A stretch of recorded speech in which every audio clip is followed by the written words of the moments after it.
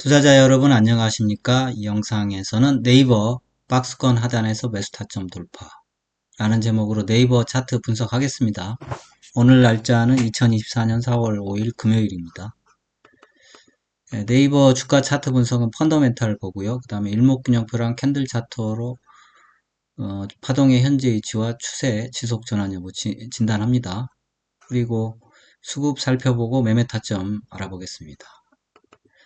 네이버 실적입니다. 네이버는 실적이 그렇죠. 시가총액이 31조예요. 31조인데 지금 그렇죠.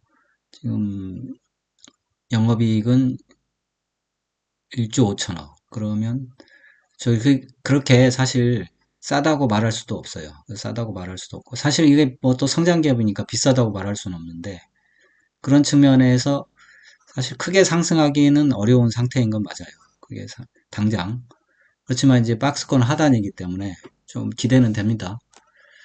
또 뉴스가 하나 있는데 네이버 웹툰 나스닥 상장 뭐 예정인 6월인데 사실 이게 예전에는 이게 좋은 뉴스로 들렸어요. 근데 요즘은 카카오랑 뭐 LG화학 이 사태를 보면서 이런 것들이 결코 주가에는 좋지 않았거든요. 그래서 사실 이게 호재인지는 모르겠어요. 이게 오히려 악재일 수도 있습니다.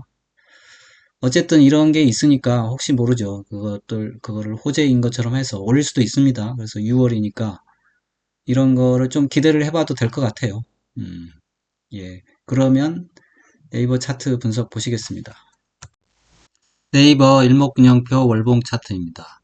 일목균형표 월봉 차트 보니까 지금 그렇죠. 까만색이 전환선인데 전환선이 하락하다가 지금 살짝 반등한 다음에 행보하고 있어요. 하락 후 행보. 썩 좋은 모습은 아닌데 일단은 박스권으로 보고 있습니다. 박스권으로 볼 수도 있고 또 하나는 사실 한 번 하락했잖아요.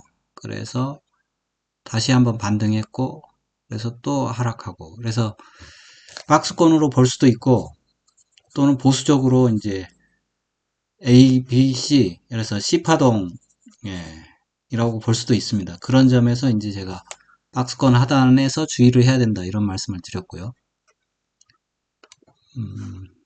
그런데 지금 보면 일목균형표 주봉 차트인데 그 까만색 전환선이 빨간색 기준선 위아래로 움직이면서 당연히 이제 주가도 따라 움직이면서 박스권을 만들고 있습니다. 그래서 예, 기본적으로 박스권으로 보되 이제 박스권 하단 이탈을 주의하자 뭐 이렇게 말씀드렸었습니다.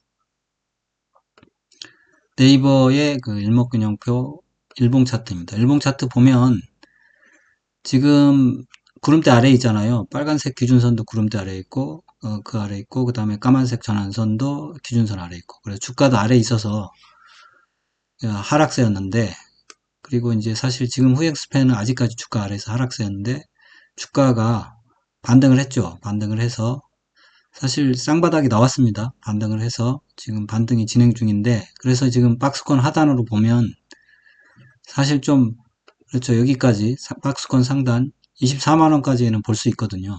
그런 측면에서 이제 그렇죠. 일종의 그렇죠.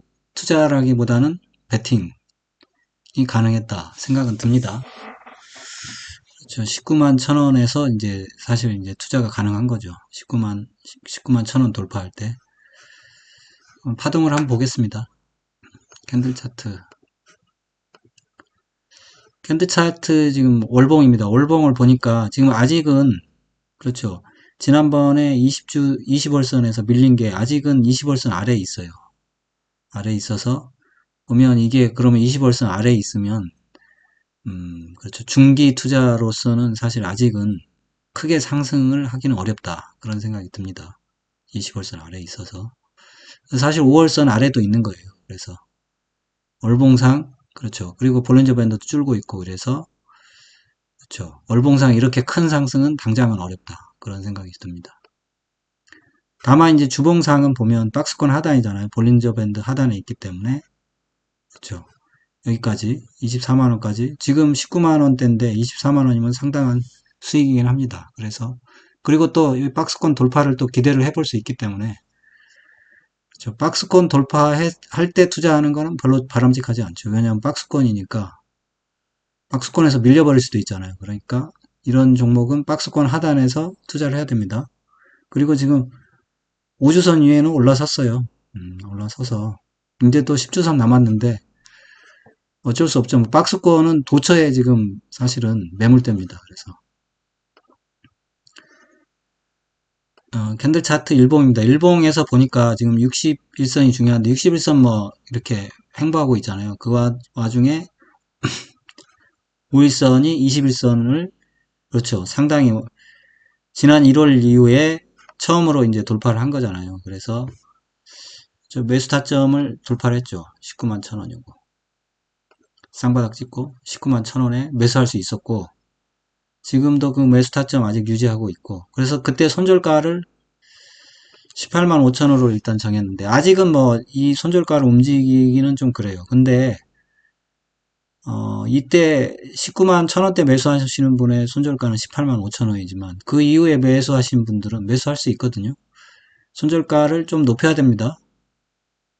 그런 건 있어요.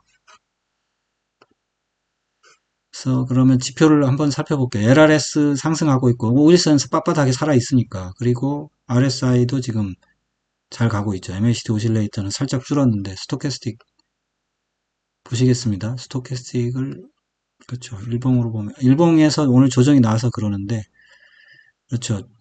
지금 과매도권에서 전부 다 살아나가지고 상승했고 지금 오늘 조정이 나와서 스토캐스틱 살짝 단기만 꺾였습니다.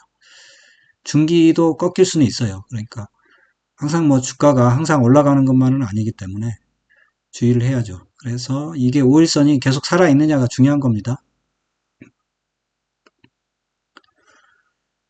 드디어 외국인이 좀 매수를 했네요. 지금 외국인이 그래도 한 4일 매수를 했네요. 4일 매수를 해서 저 기관이 좀 처음에 바닥 잡고 그 다음에 외국인이 좀 매수를 하고 있네요. 음, 음.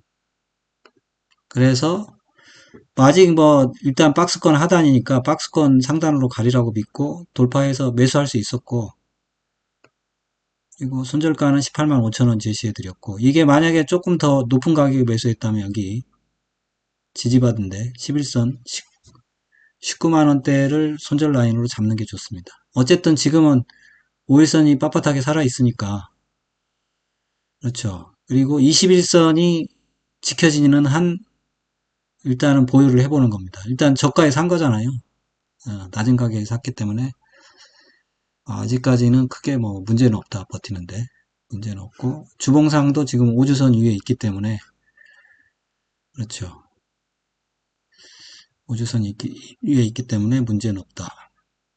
근데 뭐 만약에 당연히 주봉상 5주선 밑으로 내려오면 이제 또 그때는 또 상황이 달라지니까 그때는 또 손절을 해야 되겠죠. 이게 박스권 하단이기 때문에 조심은 해야 됩니다. 여기 최종적으로 이 아까 손절가 말고라도 18만 2천원 이걸 깨면 안 됩니다. 이걸 깨면 상당히 밑으로 내려가 이게 밑이 어딘지 모를 수가 있어요. 이게 그렇죠. 15만 5천원까지 내려간 적이 있는데 뭐 여기까지도 생각해야 될 수도 있습니다. 그런 점에서 하단은 또 그런 게 있습니다. 싸게 산 대신에 또 하단이 뚫릴 가능성을 또 주의해야 된다. 예, 네이버는 이 정도로 마치겠습니다. 여러분의 응원이 영상 제작에 큰 힘이 됩니다. 좋아요, 구독, 알림 설정 꼭 좀 부탁드립니다. 감사합니다. 편안한 하루 되세요. 본 동영상은 투자 권유 동영상이 아닙니다. 모든 투자의 책임은 투자자 본인에 있으니 투자는 각자 개인의 판단하에 투자하시고 본 동영상은 참고만 하십시오.